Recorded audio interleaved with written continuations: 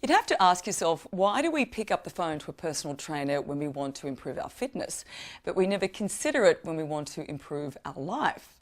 I spoke to Lyndall Mitchell, who's a life coach, and the thing that keeps coming back to me and what she was saying is it's simple, small steps. Listen to this.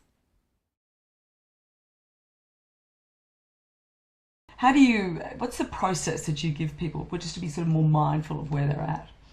Again, it's just so individual depending on the person and what they're wanting to achieve and how often you're working with them as well. But the coaching What do you framework, suggest? Do they come see you like once a week or? well, you do it. I ask for a 4-session commitment. Right. So we do 4 sessions and we can do once every 2 weeks or once a month, depending on, again, if there's a specific deadline that we're working towards. But those 4 sessions allow you a good amount of time to, really establish some great foundations and create that plan, but also check in, because I'm a big one on long-term success and sustained success. So, if we're spacing them out, we've got that time to really monitor and checkpoint. Okay, where are we at? Where do we want to be? Okay, great. What do we need to change or alter in order to get to where we need to be at the end result? Yeah. And then it's about sustaining it. I think it's always important to check back in, sustain, and make sure we're still on target. It's interesting because I think when you've got a bit of a goal, and I know I sort of go back to sort of losing weight because that's probably always been my greatest challenge anyway. I feel I have greater success when, as you just said, when you need to check in with someone.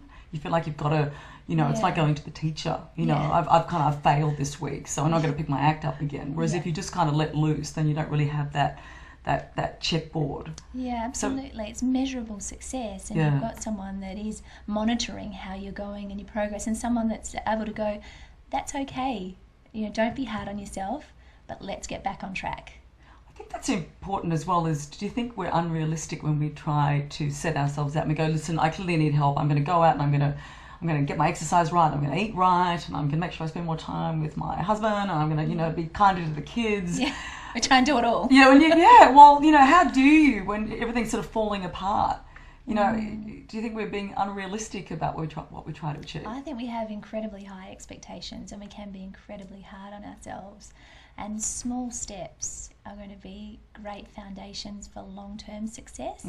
I think when you try and do everything in one shot, I think you're just setting yourself up for, potentially failure. And I've always been of that philosophy. Even at Aurora, someone will come in and have a massage and go, right, I'm doing it every week.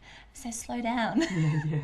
Once a month is great. Yeah. If you can get in more often, that's a bonus. But, set yourself realistic expectations and set yourself up for success. It's a bonus if you get in more often. Yeah.